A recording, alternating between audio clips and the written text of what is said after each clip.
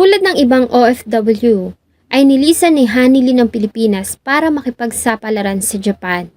Nagtrabaho ito doon sa isang pabrika sa loob ng 5 taon hanggang sa makilala niya ang lalaki na nagpatibok ng kanyang puso, isang Japanese national na si Yuji Okada. Hindi na bago kay Yuji ang pagkakaroon ng karelasyong Pilipina. Ikinasal na ito sa isang Pinay subalit ang asawa ay namatay sa sakit ng cancer. Habang nagsasama ay nabuntis ng ibang lalaki ang dating asawa ni Yuji. Subalit sa kabila nito ay napatawad niya ang babae at inako ang anak nito sa iba. Pinagamit ni Yuji ang kanyang apelyido sa anak ng dating asawa. Pinalaki ito at minahal na parang tunay na niyang anak. Nang makilala niya si Hanilin ay nabighani siya dito. Matapos ang 1 taong relasyon at pagsasama ay nagdesisyon ang dalawa na magbakasyon sa Pilipinas noong 2014. Lingid sa kanilang kaalaman ang panganib na naghihintay sa kanila sa Pilipinas.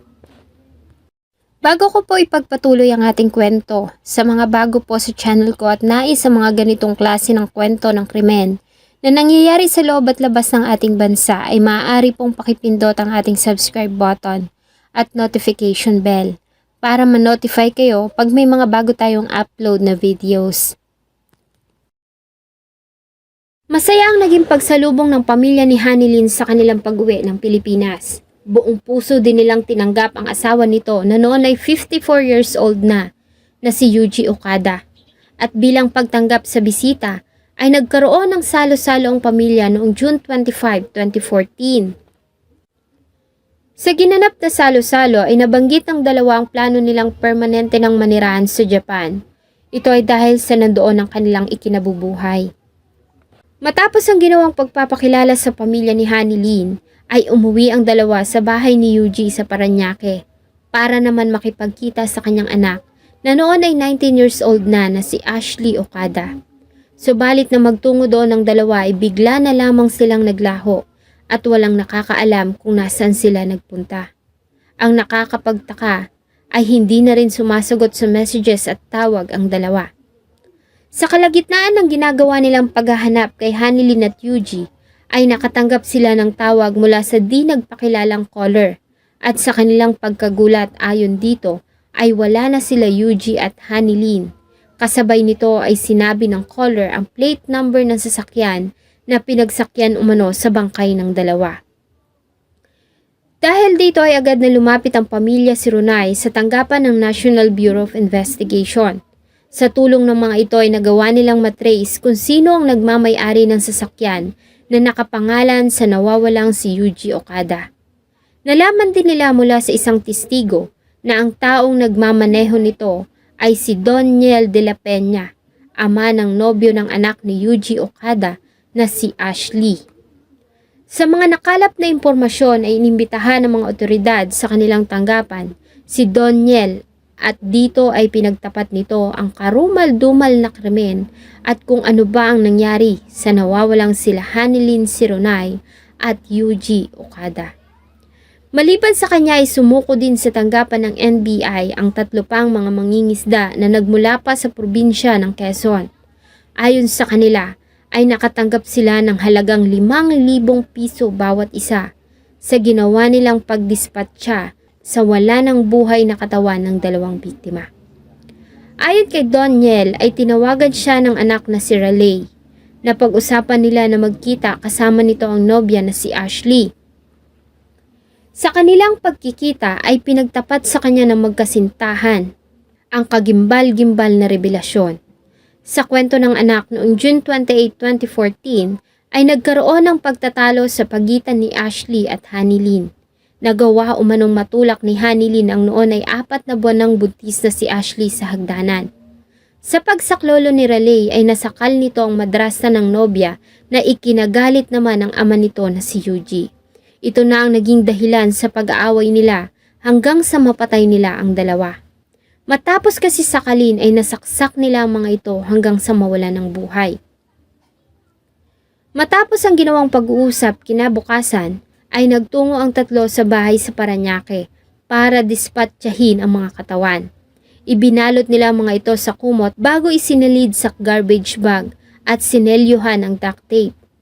Habang nagbabantay si Ashley ay pinagtulungan namang buhati na mag-ama ang mga binalot na bangkay at isinakay sa compartment ng itim na sasakyan na binigay ng ama ni Ashley sa kanya. Ang itim na Honda sedan na may license plate number na ZPT-727.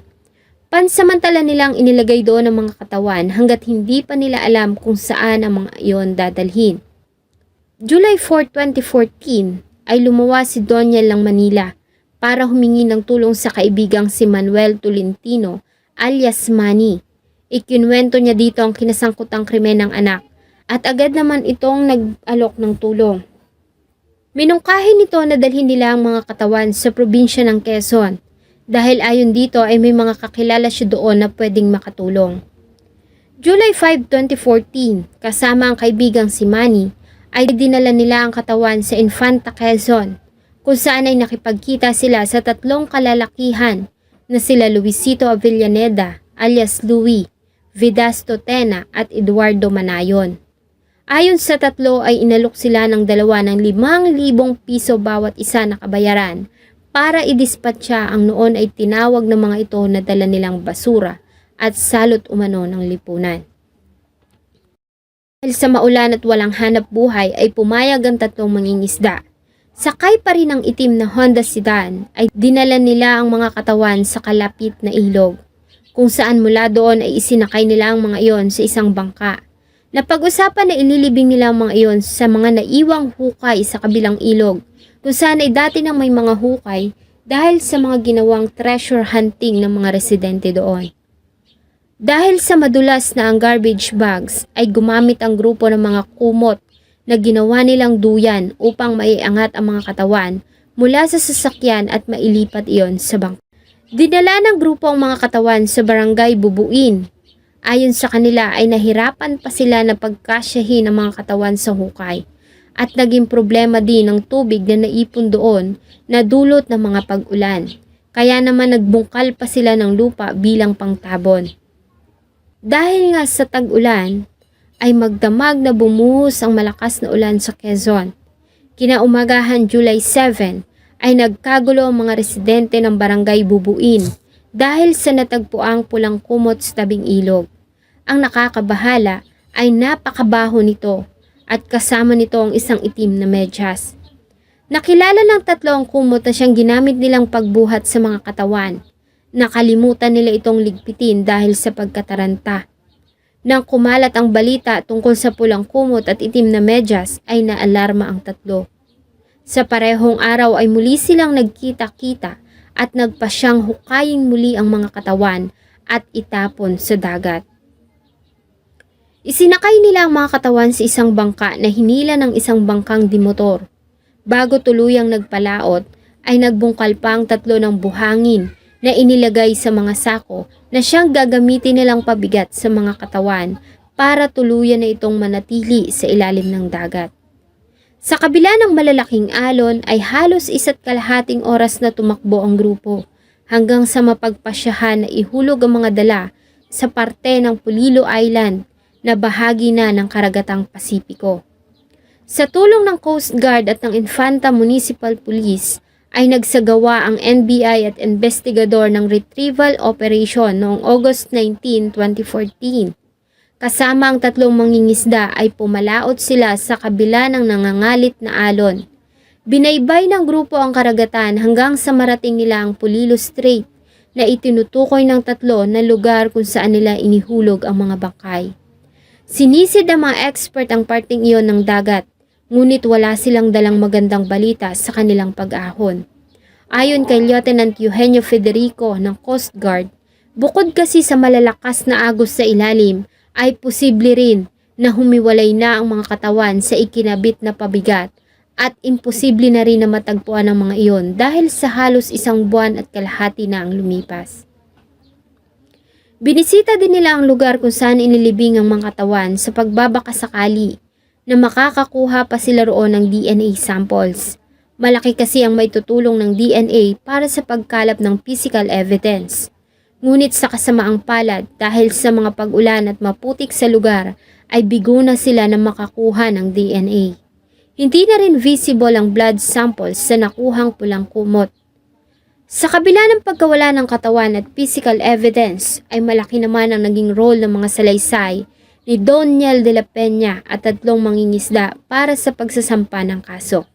Dahil dito ay nag-file ng kasong parricide at double murder case ang NBI laban sa 19 years old na si Ashley Ocada at 20 years old nitong nobyo na si Raleigh Reyes. Samantala, accessories to the crime naman sila Doniel de la Peña, Manuel Tolentino Jr., Luisito Avellaneda, Vidasto Tena at Eduardo Manayon sa Parañaque City Prosecutor's Office. Ayon sa kapatid ni Hanilyn ay hindi lingid sa kanilang kaalaman ang pagkakaroon ng problema ni Yuji Okada at ng kanyang ampon. Isa sa dahilan ng malimit nilang pag-aaway ay ang paggamit nito ng pinagbabawal na gamot. Kasama ang nobyo nito. Isa din sa mga katulong ang nagbigay ng pahayag na malimit magtalo ang mag-ama sa usapin tungkol sa mga ari-arian at may mga pagkakataon din umano na naikukwento sa kanya ng dalaga ang plano nito na pagpatay sa ama-amahang Hapon.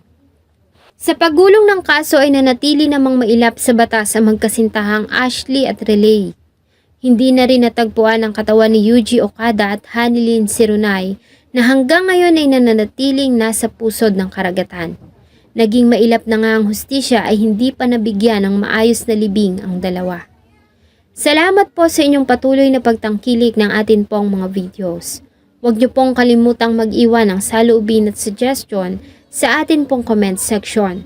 Sana po ay samahan niyo po akong muli sa susunod pa nating mga episodes. Thank you so much po and see you in my next video.